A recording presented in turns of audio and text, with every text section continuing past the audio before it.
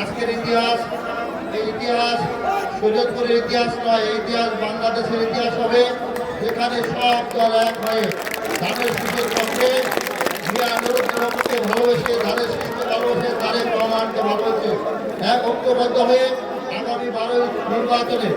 আগামী 12ই ফেব্রুয়ারি নির্বাচনে সবাই ধানের শীষকে কেন্দ্র করে ঐক্যবদ্ধ হয়েছে। এই জন্য আমি সবার প্রতি, উপস্থিত সবার প্রতি আমি কৃতজ্ঞতা প্রকাশ করে ধন্যবাদ জানিয়ে সবাইকে আজকের এই মিছিলে সব কিছু ত্যাগ করে ফেলে এসে আপনারা আমার জন্য আমাকে ভালোবাসে যে উপস্থিত হয়েছেন, এই জন্য সবার পক্ষে ধন্যবাদ জানিয়ে আমি আবারও আপনাদের সবার প্রতি কৃতজ্ঞতা প্রকাশ করে আমরা আজকের অনুষ্ঠান এখনো শেষ করব। এরপরে আমরা মিছিল করব, আমি মিছিলের সাথে থাকবো আপনাদের সাথে।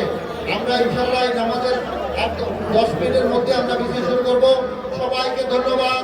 12 তারিখ বিজয়ের মালা নিয়ে ইনশাআল্লাহ